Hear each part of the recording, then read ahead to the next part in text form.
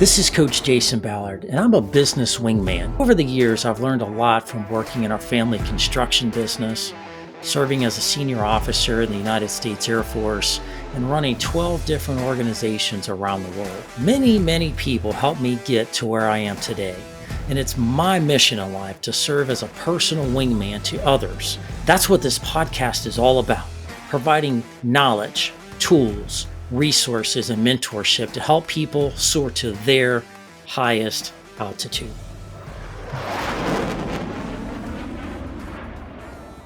Welcome back to the Soar podcast. I'm your host, Coach Jason Ballard. It's a real privilege to be with you today.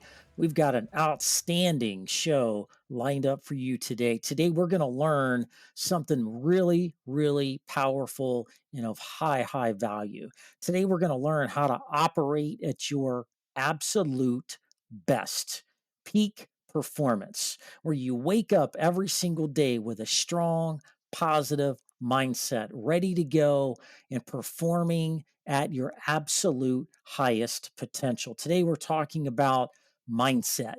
We're talking about how you look at the world and how you approach things, which is a precursor to how you go out there and perform and execute. Because life, folks, rewards really two things at the end of the day. It rewards action and it rewards results. And we're talking to a phenomenal leader, a phenomenal person that's an expert in this space. So let me introduce our awesome guest today. His name is Mario Lanzarotti. Yes, Lanzarotti. Originally has Italian roots, sounds like some kind of fancy sports car, which I think is kind of funny because he's in the performance business, right? So who not to engage in with a guy with a name of Lanzarotti, like the coolest name ever, right? Mario has a phenomenal background. He's originally from, I think, Italy, made his way to Cape Town, South Africa, where he calls that home. He is an entrepreneur. He is a mindset and high performance coach, working with folks from CEOs to Olympic level athletes all over the world. He helps people gain mental clarity and help them make more money in less time. He's also featured as a TEDx speaker and has over 900,000 views. It's my privilege to introduce Mario Lanzarotti. Welcome to the show, my friend. Jason, thank you so much for having me. I'm really excited about this conversation. Me too, buddy. Me too.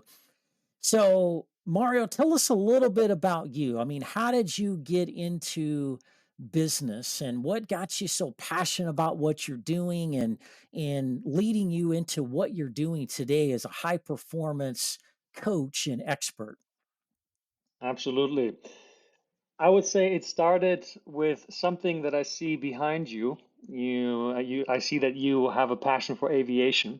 My career started in aviation as well in Germany. I was in the pilot training program for Lufthansa to become a commercial airline pilot.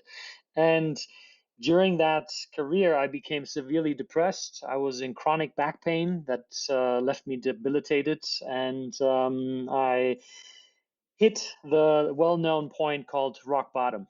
And it was so bad that I contemplated suicide for a couple of weeks. And it was at that point when, through divine intervention on YouTube, I came across Tony Robbins and Les Brown.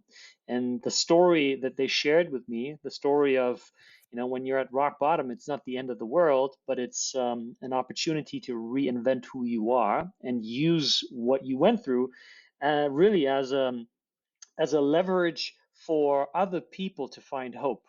And that example inspired me so much that I accessed the courage to come clean with the people in my life that this pilot career really wasn't who I wanted to be in the world.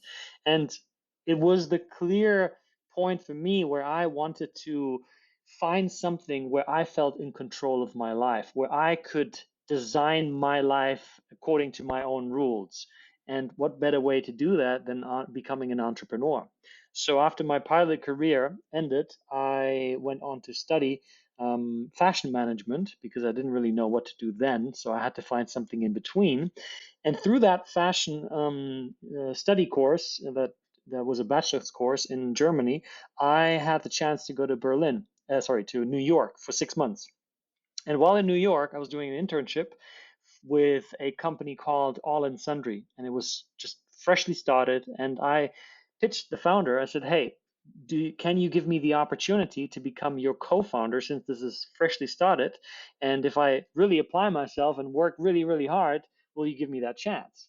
And he said, "I appreciate your courage. Seems like you've got balls. Now prove your words to be true." And so I did. I worked really, really, really hard, and then he gave me the opportunity, and I became his co-founder. And from 2014 to 2019, I was working pretty much almost 7 days a week in New York. I was, living the hustle and grind mentality and just trying everything possible to get the startup off the ground, a bootstrap startup. And we managed to get it to, multi six figures. We got huge brand partnerships with NFL football stars, Cam Chancellor, the Seattle Seahawks. We collaborated with A-list celebrities, Sony's The Blacklist, like you name it, lots of big names, all through effort, really effort. And what I learned there was that if you really want something and if you apply yourself and you believe in yourself, you can make it happen. And the best way to get that done is through relationships. There's one principle that really got installed into my thinking, and that is before you ask yourself, how do I get this done? Ask yourself, who can help me get this done? And what that Hmm. did for me, it allowed me to connect with so many leaders and mentors that were ahead of me. And so my growth path was accelerated by quite a lot through coaches, through mentors. And that experience of seeing that you really can make quantum leaps and there really are cheat codes out there and they're called coaching, that sold me. I was like, I want to do the same thing. I want to be able to do that for other people. And as I said earlier, one of the reasons why I wanted to become an entrepreneur was I wanted to be in control of my life. I wanted to be free. I wanted to be free from this thing that many people call the matrix. And I'm sure you can relate to that. Now, the challenge with that was I was hustling and grinding all the time, and I didn't experience any internal freedom because I was constantly worried about the business. I was constantly thinking about the business, and I thought, well, if you're an entrepreneur, you must be feeling so powerful, so happy, so joyful because you get to live life the way that you truly live it rather than just doing the things that other people tell you to do. But the reality was I was pretty much burned out all the time. I was super stressed. I really wasn't happy with my life because, I wasn't making the money that I wanted to make. Everything was just so hard all the time. And that's when I started to make a shift towards what I'm doing today. Hmm. Wow. Good Lord, Mario. There was a lot of stuff packed in there, man. So I guess my takeaway there is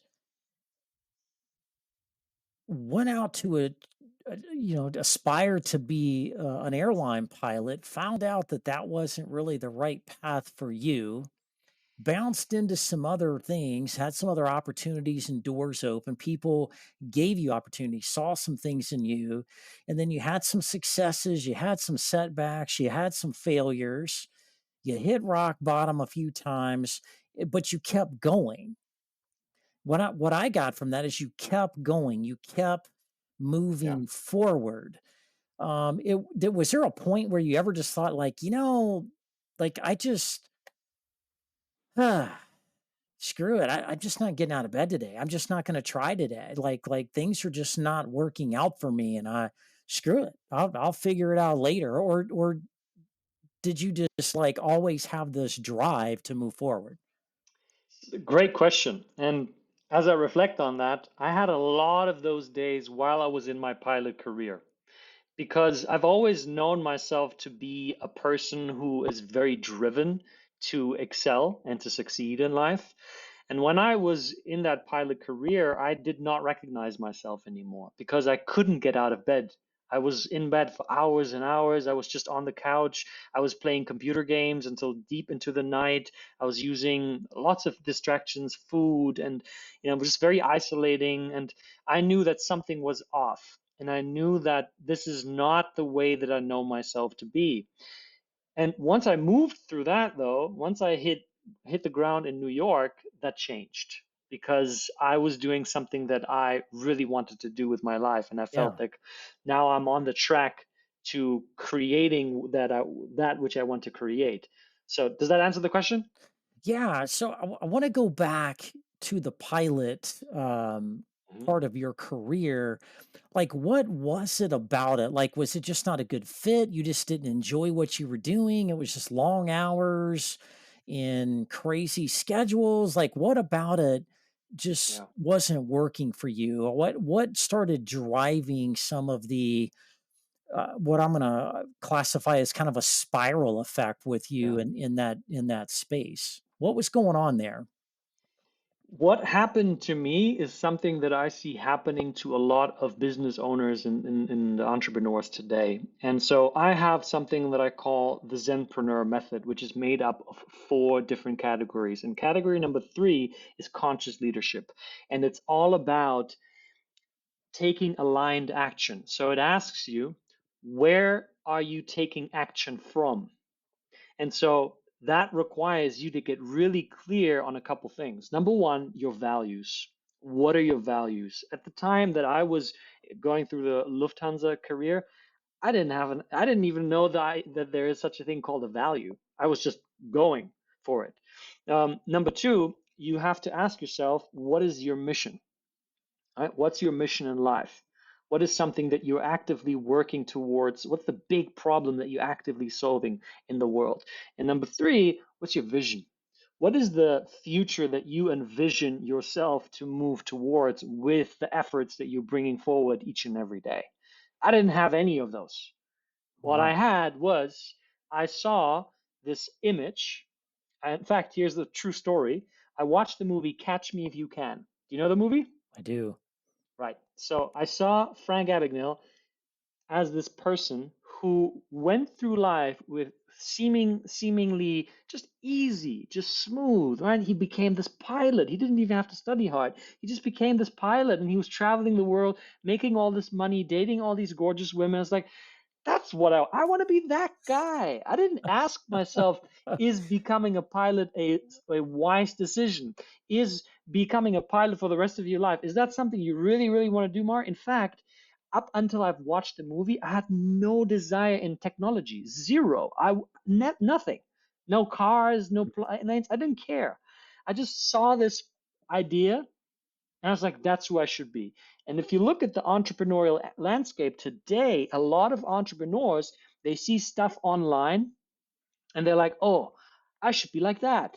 I should open a business like that. I should have a marketing strategy like this guy or this girl. I should become a social media influencer without asking themselves, is that really who I am? Is that really in alignment with myself? And when you're not doing that, which is what I did, you are living what I call an inauthentic life. You're living the life Hmm. that's meant for somebody else, but not for you. And so, that, in my opinion, is just what erodes all sense of drive, all sense of purpose, all sense of direction, because you're not really who you really are. And, that's the worst thing in the world. Wow, that's very powerful. And like you, I see people in these situations all the time. They call it the career illusion, right? It's kind of like think about the iceberg Mm-hmm. analogy. Everybody sees, the top one third of the iceberg sticking above the waterline. Oh, that's beautiful. That's awesome. They look at Mm-hmm. rich and famous people and say, oh, I want to be rich and famous like them. I want to wear clothes like them. I want to be on the red carpet like them. I want to be in famous movies like them. And Yeah, I want to be like Tom Cruise. I want to be like Dwayne Johnson. I want to be like whoever, exactly. some CEO over here running this company over there, or some race car driver, NFL football player, whatever that may be, because they're seeing what's above the waterline. Like they're Yeah. seeing them on camera, right? There's a lot of hype right now and a lot of attention and focus around the Kansas City Chiefs in the NFL. Why?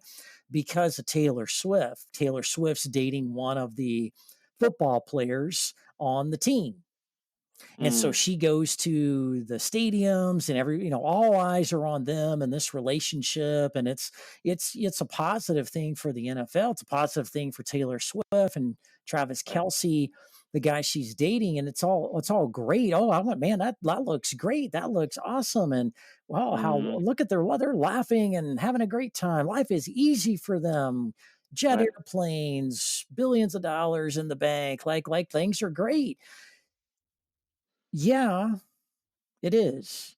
But what people don't see is the other two-thirds of the iceberg below the waterline. Right. That is hard work and sacrifice and discipline and the realities of the world that they live in. Yeah, Taylor Swift may look happy and be doing great on stage and having fun, and she has a public persona, but very few people know what her life is really like when she's Hmm. off camera, when she's not in the magazines, when she's just by herself and traveling and in her home and living her life, Right. and the schedule, the intensity, always being in the limelight. You can't just go to Walmart if you're Taylor Swift. You can't just go to the convenience store and buy a Coke and a candy bar, like, and just be hang out and be normal. Like, no, Mm, it's not a real life. And so I admire your courage there because you saw a what you thought was a certain lifestyle of an aviator, got into it, saw the other dynamics around it, and you're like, holy crap, this isn't really for me. I right. like the outcomes of what, the lifestyle they're living, but oh my gosh, this schedule's a grind. The responsibility of piloting a passenger jet with hundreds and hundreds of people in the back, getting them from point A to point B safely, that's a pretty big responsibility. So I Hmm. admire your courage for recognizing that in the moment. And so if you're a CEO, you're a leader, you're somebody out there in business and you're struggling, Mario, what are the signs to look for that if people are listening to this podcast, they're like, man, that sounds like me. That feels like me. Hmm. Maybe I am or am not at the right place myself. Like, what does that look like and feel like and sound like? Describe Yeah. that to us. Yeah. Great question. So I'd say one of the first signs is that you struggle to focus.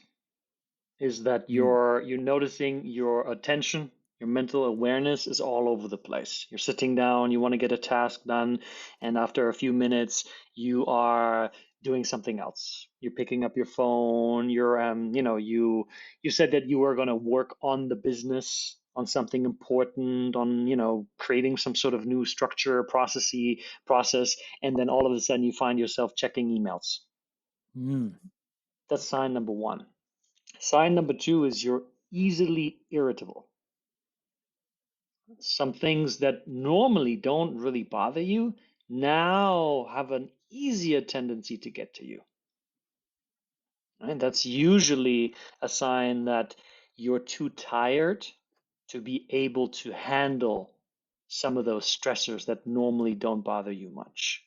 Some other signs, obviously, I would say on a health level, you're not sleeping too well. mm, You're waking up and you're not feeling fresh and clear and excited for the day, but you're feeling kind of groggy and kind of like, even though and it's not the amount of hours. You might have slept 8 hours, 9 hours, 7 hours, or however long your average is, but you still feel tired. That's mm, another sign.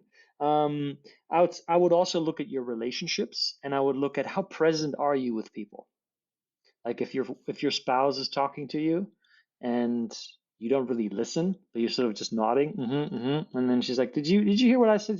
Yeah, yeah, yeah, yeah, yeah, and you're sort of dismissing that, but you're not really present with people. Those are big signs to know that you're really close to an edge. You're Mm. really burning the kind of fuel that may still allow you to show up and sort of do what's required at a minimum basis, but you're not operating at a level of excellence. You're not creating high quality. You're just sort of checking Mm. in, checking out, and in many environments, that will get you through to the end of the day or end of the week or month, but it's not going to make people turn around and say, Jason, that was just extraordinary work. Wow.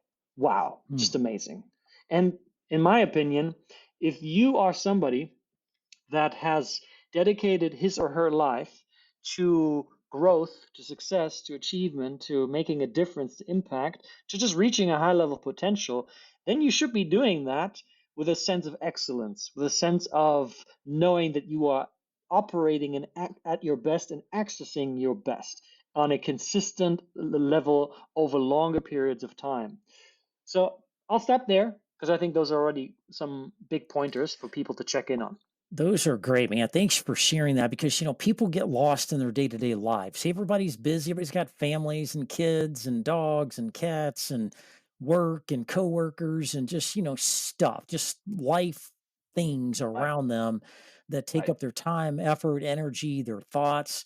And so that's a really good way to break that down. If you fit any of those descriptions, you might not be in the right place at the right time where maybe you're um, not best suited, right? Yeah. I also kind of look at it a little bit. I agree with everything you say, but I'm going to see it a little bit differently.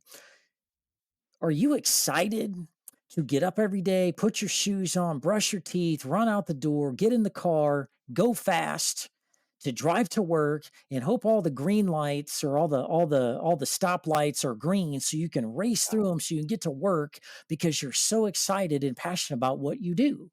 Or you like, ah man, traffic sucks and I hope. Oh, hey, look at there. There's a traffic jam. I guess I'll be sitting here for a few Hmm. minutes, and you're just like counting down the minutes and the hours it Hmm. takes to get to work. And you're looking at the clock in the middle of the day, and you're like, "Oh boy, I got 5 more hours to go. Lucky me." Right. Like when you're really in the right place, you're energized. You're Yes. excited. Like the day flies by. You blink, and it's over, and it's time to go home and Yeah. you're getting stuff done. There's just positive mojo, positive energy around what you're doing. Yeah. When there's nothing more powerful than doing what you're supposed to do. Because here's at the end of the day, and I want you to talk a little bit about this too, Mario. At the end of the day, you are made uniquely. I'm a Christian guy myself. I believe in the good Lord above. And I believe that God makes everybody different for a reason. We all have unique skills and talents and things about us that make us special. And if you're not locked in on what that is that's different than everybody else and how to maximize that, boy, you're just on the hamster wheel running in circles, just cashing your paycheck from week to week, month to month on in the grind, as you said it. The question is, if you find yourself in that situation where you're not in the right place, and people know this, like deep down on this conscious level, they know they're not operating at their best, if Yeah. truth be known, right? So if you know that, how do you break the cycle? How do you get over those fears and unknowns and insecure? How do you break that? Yeah. Yeah. Great question. And, to also piggyback on what you were saying about that feeling of excitement and joy and where time just flies by. Exactly. When you're locked in, when you are really operating from a place of zen or flow, it's like when you were a child and your parents told you, get ready because tomorrow we're driving for a big holiday trip. You were the first one up. You couldn't wait to get out of bed. Or Santa, is about to come to Yeah. town. You were the first. I remember my little niece, on Christmas, she on one of the Christmas days, she slept over at our place. And normally in the evening we would watch like some sort of a Disney movie with her, and then we would put her to bed, and she'd say, "Yeah, but can I stay a little bit longer with you guys?" And I'm like, "Come on, it's time for bed." That one day, I remember it was close to Christmas. She, at like 7 p.m., I just said, "Where is she?" Her name is Emma. She's like, "Where's Emma?" And I checked the guest bedroom, and she's in there in bed. And I'm like, "What are you doing in bed?" She's like, "Oh, I want to go to sleep now so I can wake up quicker for Santa to come." And my wife and I, we just laugh, and it's like, this is hilarious. But that's it, That's right? It's true. that sensation that we can all cultivate within ourselves, that we're so excited to go into the next day. And you see, for the way that I look at what you just described is, there's two components to this. One is, we have to be aware of the impact that our lack of genius is causing. Let me explain. So, as I'm going back to the four pillars of the Zenpreneur method, the fourth pillar is your genius zone. Now, you're a football fan. I Yep. don't really know that much about American football, more about European football. But would you say that if I take the linebacker and put him onto the position of the quarterback, that would help the team, or would it rather derail the team? Depends on what team, it depends on how well the quarterback's doing. The linebacker may do better, but normally linebackers don't make good quarterbacks. Right. Exactly. Now, that's a very obvious thing. But if you look at most companies and how most business owners run their companies, they have forgotten that they are the quarterback. They think that they're the water boy, they're the hot dog guy, the linebacker, the cheerleader. They just play all the roles. And they Mm. do that because they think it actually saves them money. But here's the point. So what I do with my clients, I do a genius zone matrix analysis. So I have them list all of their tasks. Anybody can do this. You list all of their tasks, and then you categorize them into genius and non-genius. And the way we want to look at genius is from threefold. Is one, we want to look at, is this what I am the most skilled at? And two, is this what I am most passionate about? And three, does it produce the highest return on investment for my business? And if you do those things, you'll understand that writing emails isn't something you should be doing. Creating graphics on Canva isn't something that you shouldn't be doing. And we can go down the list further and further and further and further.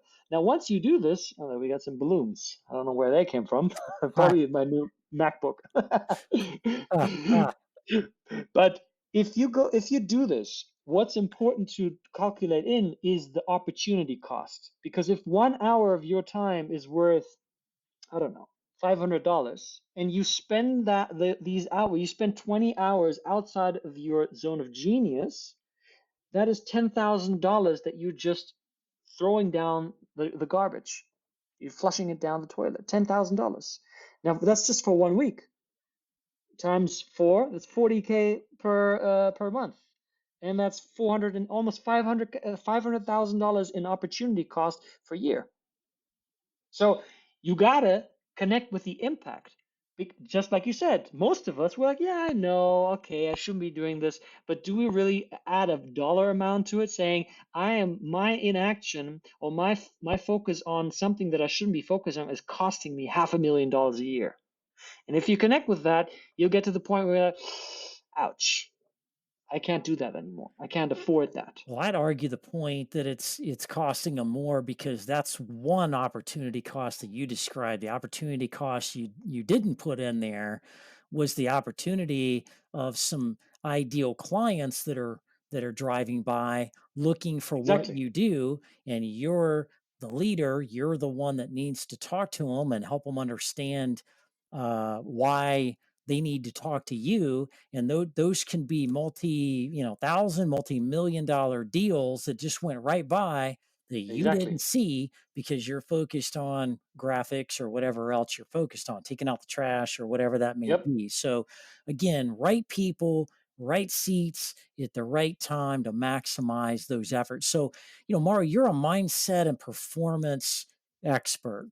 So, people that aren't in the right place at the right time, and they're going down a path where they're unhappy and they're unfocused and they're tired and they're lost and they're not performing at high levels of excellence, all the things you described. So how do you help them? How do you kind of grab a hold of them and say, hey, there's a better way? Let me Yes. show you how this works. Describe what you do. Describe your definition of Yeah. mindset and performance and what that Yeah. means. Because there's a lot of people out there that throw these words around a very loose manner and it sounds kind of cute and cuddly and they don't really take it seriously because some of the people out there don't really do a great job of they're using it to take advantage of people, not to really connect with them on a heart and soul level like you do. So Right. describe that for you and your business and how you put that into play and help people get right. Yeah. Let me ask you a question, Jason. Have you ever Okay. played a computer game? Sure. Okay. What's which computer game are you more likely to succeed at and to really enjoy? The one where the rules are stacked against you, where it's almost impossible to win, or the one where it's made according to your ideal design? The latter. Right. Pretty obvious, right? Okay. Mindset is exactly like a computer game. Hmm. Let me explain. Okay. Mindset really is the way that you look at the world and the way you look at yourself, right? Like So that. I even get a thumbs up for that from my computer. I gotta look into that. That's funny. So if our mind is what sets the frame for the way for the world that we live in and the rules that we play by, then you will understand that it's extremely important to one, become aware of the rules that we have set for ourselves unconsciously, and two, to then shape them in a way that work in our highest favor, right? Hmm. So what that means is let's take money. Some of the beliefs that people have around money is making money is really hard. Now, you could say that's true. I've had an experience where it was really, really hard to make the money. Okay, that's true because you have lived through that experience with the identity of making money is really hard. So you set out those rules. So you had to apply yourself to those rules. It's like saying, I'm going to play a round of basketball, and it's extremely hard to play a round of basketball because I'm only allowed to play with one leg. So I can only jump on one leg. And then that's your rule. And then you go telling everybody, oh man, basketball is so incredibly hard. It's just so difficult. Man, it's so hard. And then you find 10 other buddies that will just do the same thing and they'll go, yeah, man, it's just so hard. And then you have the Hard and Hustle Club. And then everybody will affirm this belief that says making money is really hard. And so your life will play inside making money is really hard. Hmm. And this is not about who's right or wrong, because both are right and both are wrong. The guy that says money is really hard to make, and the one that says money is not hard to make. Money is actually easy and fun to make. Both are right and both are wrong, because both are just a belief. There's no truth to that. There's an experience to it. Hmm. But here's what happens. Once you've set a belief, once you've set your mind on something, your body will perform accordingly. So if you say, for instance, that flying is so dangerous, flying is so dangerous. It's just one of the most dangerous things in the world. When you get on that plane, what are you going to feel, Jason? I'm gonna feel some anxiety. I'm gonna feel unsettled. And the first Hmm. time we hit a little bit of turbulence or something like that, Hmm. I'm freaking out. Okay. And then on your right-hand side, you happen to fly in business class, maybe for whatever reason. On your right-hand side sits the CEO of a large corporation that, that if you negotiate a deal with this person, you're good. You jump from multi six figures to multi seven figures. If you're in that anxious state, are you more likely to have an open and enriching and valuable conversation with the guy to your right or not? Probably not as much, right? Because your mind is already geared and operating and thinking with don't die on the airplane. This Exactly. is dangerous. When is the danger going to be over? How much longer is it going to be? It's going to be more kind of that fight or flight adrenaline. Exactly. And so, yeah, your mind is not open to an art of the possible conversation with somebody of Exactly. that caliber that um, may just need what you have to offer at that specific moment, but yet you can't get it together long enough to have the conversation because you're focused on other things. Yes. It's like Exactly. when I took my kids to the doctor when they were young. After the first time we went to the doctor and they got an immunization, right? They got a needle in the leg or the rear end or wherever. They never forgot that. Hmm. So every time, it's our yearly checkup. We're going to go back to the doctor. We're going to check Hmm. you out. Everything's Hmm. the only thing they're thinking about is, am I getting a shot? That's the only thing they thought of the whole time. Right. They were nervous and, oh, it'll Right. be okay. We'll take you to McDonald's afterwards. Nobody cared. Exactly. They cared Exactly. about the anxiety of maybe getting a shot that Yeah. hurts Yeah. somewhere Yeah. in their body, right? Yeah. But but when we said, "Hey, I don't know if you're gonna get a shot today. I think today's just gonna be a great day, and we're gonna go to McDonald's, and we're gonna buy you a hamburger and some fries and an ice cream." And then when it was time to get the shot, you found a way to distract them. You found a way to preoccupy their brain, and they popped them with a shot, and they never even know they got popped. They're like, "Did Right. something just happen?" Like, Right. didn't cry. Right.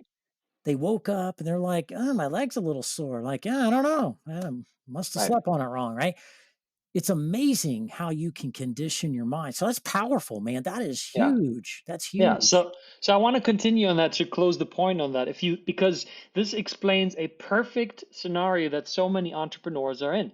So many of us, especially in the day and age of the internet, are surrounded by opportunity. Like all everywhere, there's so much opportunity. You can't rescue yourself from all the opportunity. But what's your ability to capitalize on these opportunities? That's the determining factor. Because if your mind has unconsciously or consciously created this frame around something that we look at from a place of fear. Oh my God, flying is terrible. Oh my God, working hard so much. Oh my God, this is awful. Whatever you create there, your body is going to feel it. And so then in the body, you will feel that sense of anxiety. And when that happens, your mental focus will literally narrow. So all of the opportunities around you, the CEO sitting next to you, you will not see that. You will not be able to participate in that opportunity because your mind is focused on survival. And when Mm, it's focused on survival, and I'm going to tell you now why it's so hard to change. No matter what you do, implementing any new habit, right? New Year is not far from us. And so all the resolutions, I want to change this thing and I want to change that thing. The reason change is so hard is because your mind is a survival mechanism. It wants to stick to certainty and safety. Now, when the body is in a state of anxiety, the mind is in a state of alert, it will revert to whatever past patterns it has. It will always do things the way that it always Hmm. has done because that creates familiarity. It creates a sense of, oh, I know this. So you're just going to repeat the old thing again and again and again and again, and you can't get out, which is why changing your mindset and changing your is really changing the way you look at the world and at yourself is so important because it allows you to adopt new behavior. It allows you to see opportunities that you weren't able to see. It allows you to make way more money than you could ever think about by changing your mindset. And here's the key: it allows you to make it smarter so you actually work less. Now, that's one Hmm. component. There's a critical component that goes hand in hand with that, and that's what I call the component of self mastery. I'll tell you a little story of a client of mine. She runs a coaching company. She is based in Spain, multi six figures, and she went through a time where she wasn't closing any more sales. And so I had a call with her, and I asked her to pitch me. I asked her to pretend that I'm the client and to guide me through the whole thing. And she did. And I said to her, you know what I feel? The sensation when you talk to me? I feel a sensation of you being needy. You need my sale. You just are Hmm. desperate for it. And she's like, oh, yeah, that's true because I really do. Right now, things are difficult and all of that. I said, well, I don't want to work with a needy person. I don't trust you. Like you're asking me to invest $10,000 for you in you, and no, I'm not feeling that. So I Hmm. changed her state of being to away from this pleasing, needy thing to becoming powerful, to showing up powerful. And the distinction that we need to look at here is two types of mindsets. There's the victim mindset and there's the creator mindset. The victim Hmm. mindset says, my environment determines who I am. Right? The plane, the market, my bank account, what my spouse said the other day, right? What my team member didn't perform. All of that determines who I am, or another way of saying is how I feel. So if you allow yourself to be determined and controlled by the environment, you are a victim to the environment because when the environment is good, you feel good. But when the environment isn't, you don't feel good. And so the other side is the creator consciousness or the creator mindset, where you say, I get to decide who I am. I get to decide how I feel. I don't need to wait for the money to arrive to feel confident. I don't need to wait for my bills to be paid to feel a sense of peace. I created myself. And she did that. I taught her how to do it. And guess what happened? After a 30-minute call with me, she got onto a sales call and she closed it right away, 10K paid in full. I didn't Wow. tell her a different strategy. I didn't tell her to change her offer. I just helped her change her state of being. And that's the power of this. Yeah. Yeah. I tell clients that I work with similar types of issues, if you're not confident in you or your products or your services or anything to do with you and what you may be representing, how do you expect anybody else to be confident in what you're doing? Nobody buys something they're not confident in. Oh, Exactly. this car has the ability to just burst into flames automatically. Oh man, I that gives me so much confidence. I want to buy that car right now. No, the number one, there's 10 emotional triggers of why people buy anything. And the number one thing on the list is confidence. Right. People buy things they're confident in. Yeah. And that is crucial. So Mario, as we're kind of coming to an end, man, I see this with a lot of love, man. Like I feel like we just getting started, man. We need to potentially have you on again, We and need to have maybe a part two. we need to have a part two. Um, Really amazing conversation today, and so thank you for your time on this. But as we kind of start coming to a close for today, what are the top 3 things that people need to leave with today that you're seeing in challenges that people are having that's more common now than in maybe in the past that they can take immediate action with, immediate, takeaways Yeah. and maybe help themselves and get started on that path until they reconnect with you after the show and learn even more? Yeah. Number one habit to start cultivating immediately for anybody who's listening right now is deep breathing. So what you want to Mm. do is you want to breathe in and out through the nose, and you want to imagine like you have a balloon in your belly. When you're breathing in, the belly blows up, balloon blows up, and when you're breathing out through the nose, it flattens. And what I would recommend is that you take just a couple deep breaths throughout the day. You take a literally a 1 minute break before. If you do this in between any meeting you have. Just take 1 minute to just sit. You can close your eyes, you don't have to close your eyes, and just take deep breaths for a moment. Just a pause for 1 moment. Doing that allows your mind to settle. Doing that allows you to be conscious in your action taking ability so that you do not react. You don't rush through the day. When you react and rush, you make mistakes. You focus on doing the things that you've always done that lead to the same results that you've always gotten, expecting a different outcome, right? Albert Einstein, the definition of insanity. So take mini breaks to take deep conscious breaths. That's what I would say is number one. Number two, set clear boundaries with the people in your life. What I see a lot with decision makers is even though they have a pretty good plan in place, they can't maintain and honor their plan. Right? The spouse comes in, hey, honey, did you know where we put the saw? Do you know where that is? Boom, your focus is interrupted. It takes you several minutes to get back in. Right? You're working on a task, boom, Slack message, email comes in, you're distracted.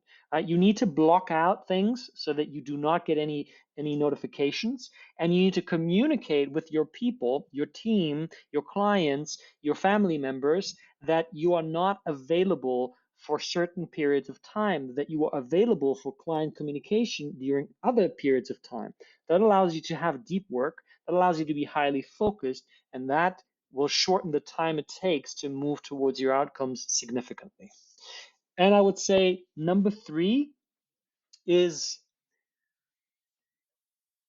get a coach. Seriously, you're a coach, I'm a coach. We both know it, like people might say, oh, you're just saying that because you want to sell something. I mean, if there's one cheat code to achieving goals faster, better, with more ease, it's getting a coach. I have coaches for, like, I have a fitness coach, I have a business coach, I have a spiritual coach, and it's allowing me to grow at rates that I'm sometimes I'm sitting, I'm like, wow, like 1 year I was here, I'm here. Oh my goodness. That's because I have all these great coaches and mentors. So if you can't afford one, then you can always come up with a trade. You can offer that person something in exchange that you are really good at. But Mm. seriously, look for one right now because it's such a game changer. Absolutely. Nobody succeeds alone. Everybody needs coach. We get coached when we're in school, we get coached when we play sports, we get coached in so many other areas of our lives, but our career and our business, Yeah, people up until here recently really haven't thought about coaching in those spaces, but yet that's where we lack the most expertise and authority in a lot of those things that make all of that work. And so yeah. Mario, man, great episode. Thank you so much for all the great work that you're doing, all the wonderful people you're helping out there in the world, and for sharing all these great things that you've been able to share with us today. Mario, if people want to learn more about you, what you're doing, if they have questions, they want to reach out to you, want you to coach them, whatever that may be, how do they contact you? What's the best way? Absolutely. Thank you, Jason, for having me on. You're a great host. You asked some great questions, and I have a special way to connect with me for your listeners. So if you go to my website, that's Mario Lanzarotti. I'll spell it MARIOLanzarotti.com/welcome dash soar higher. Love it. Just get on that URL and you will find there are two gifts for you. There's my TEDx talk, which is now over 1.3 million views, and there's a free training on how to 2x your revenue with inner peace. And all my social media channels are there, and I would love to connect with anybody who has some questions or some comments about today's episode. Awesome, man. That is so awesome. Highly recommend connecting with Mario. He's just a great person. Not just a theory, not just in academia mode of just talking about these things. He's lived it, he's breathed it, he knows this stuff inside and out, and can really truly get on a deep and personal level with you and really help you overcome some of the things that we all struggle with from time to time. We all do, and everybody has a coach. All the great people of the world. Tiger Woods had three coaches. Michael Phelps, the famous Olympian swimmer, he had multiple coaches. CEOs like Bill Gates had multiple coaches. I have a coach. You have coaches. The most successful people have coaches. Find one that's a good fit for you, and I guarantee you, you will go farther than you've ever gone before. And so that's it for today's episode, everybody. Real pleasure to have you. You don't want to miss next week. Next week, we talk about how to grow your business without losing control of your money so that you can increase your cash flow and protect your legacy when it's all said and done. Look forward to seeing you next week. Have a great week, everybody.